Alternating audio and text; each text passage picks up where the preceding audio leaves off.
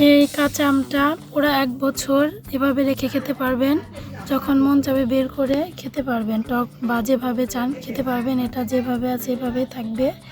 এটা ফ্রিজে বা কোনো কিছু করতে হবে না, এভাবেই থাকবে।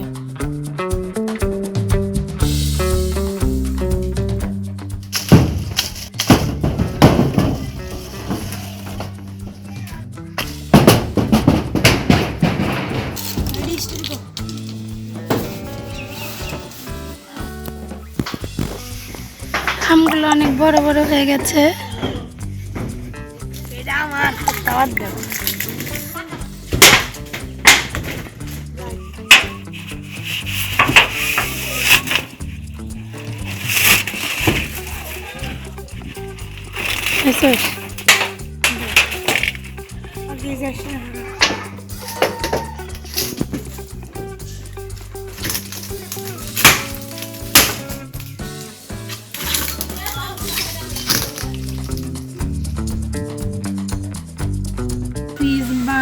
ভিনেগার বা কেমিক্যাল ছাড়া কীভাবে সারা বছর আম সংগ্রহ করে রাখবেন সেটা দেখাবো। এর জন্য আমি 3টা আম নিয়েছি আর আম 3টা ভালো করে ধুয়ে নিয়েছি। এখন আমগুলো আমি পিস পিস করে কেটে নেব। আমি এভাবে পিস পিস করে কেটে নেব।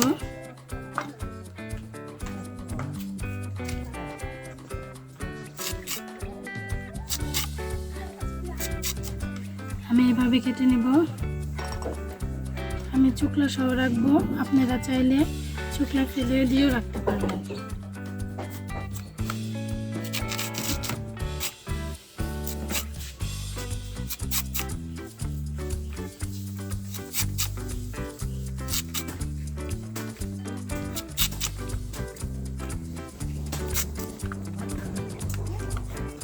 সবগুলো এভাবে কেটে নিয়েছি। এখন আমি একটা কড়াই বসিয়ে দিয়েছি, এর ভিতরে দিয়ে দিব পানি। পানি বলক চলে এসেছে। এখন এখানে দিয়ে দিব বেশ কিছু পরিমাণে লবণ।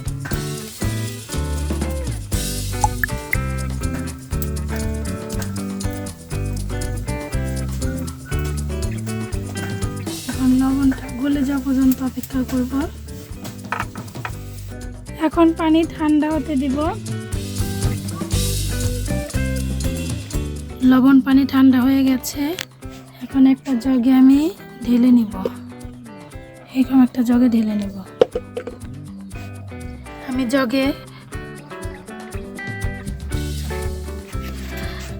আমি লবণ পানি জগে ঢেলে নিয়েছি। তেমনি থাকে, এমনি রাখে। আমি এরকম একটা জগে লবণ পানি ঢেলে নিয়েছি। আমার এরকম একটা কাচের বয়াম লাগবে। এই কাচের বয়ামে আমি যে কেটে রেখেছিলাম আম, এই আম একটা একটা করে ঢুকিয়ে দেব। বয়ামে ভরে নেব।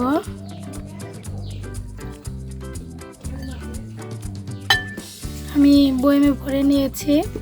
এখন এই লবণ পানি বয়ামে ঢেলে দেব।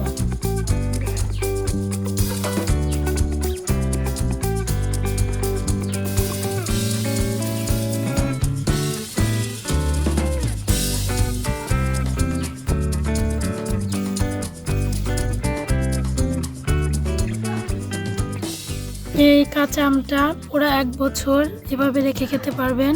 যখন মন চাবে বের করে খেতে পারবেন। টক বা যেভাবে চান খেতে পারবেন। এটা যেভাবে আছে এভাবেই থাকবে। এটা ফ্রিজে বা কোনো কিছু করতে হবে না, এভাবেই থাকবে।